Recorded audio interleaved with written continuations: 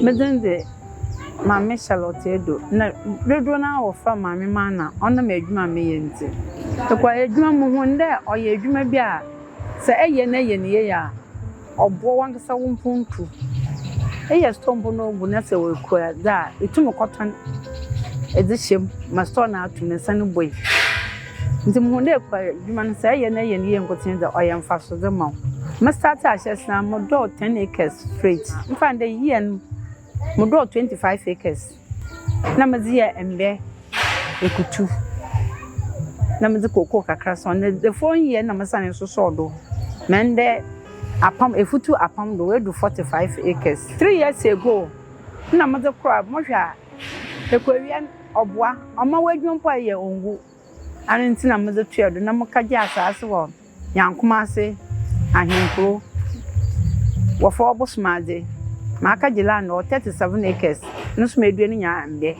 Me fi wo last 2 years na no so masen ko de hia. Maka je 100 acres. No so me du 75 acres no so wato. Matwa Efutu na abobo ya mutu manya sa mo fom na nse na kasa because me kita boys. Me ho ye adwuma wonom. Ti so wan se no kura menye bi kwa mutu nya be 8 abobo ya. Mutu na abian dan every month ye no. Osanda madi ye ngo.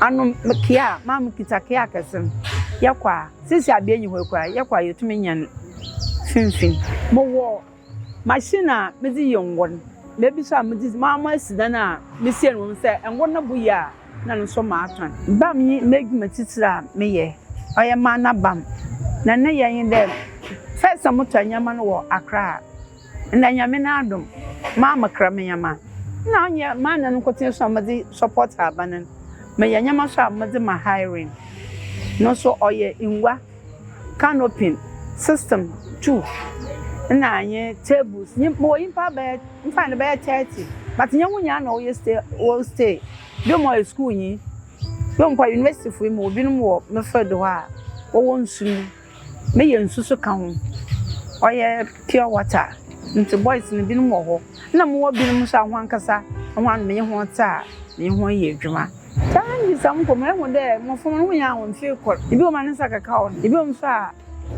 o benda ro kwa ba kwa o mabiom habem sanya de man kasa me ye mensa no dwuma kaka akra bi me ye bam me ye nsu na me ye kan hiring sanya de medwuma me ye na ncha ha medwuma no monto me ye no kase nti challenge ayi wo me ye emboa ye nya me ye mboa ye nya me nya boafo nta mo ho kyerem kwa adwuma zompela makacha na to sa ko university ewie mpo my office na se wo maame ana papa bi o land o ho a ma fa nzagor kwa adwuma ma nyimpa mbofom se ye kwa adwuma a ahyese na oyedin na se nya ye ma otoma enwu ya mobo anu so otoma mutum di ya adza kasa menda Agrihouse foundation fo ase bebre de wonyam ho adagire mpo wotum ho wo yetum yakwa habem Shahabe moti ne munsu nsi otutwe wotume wo wurom na wabaka nyanyi mpanya na onye ho kwa bempo wotume nanto embi meda ho aso amenya age papa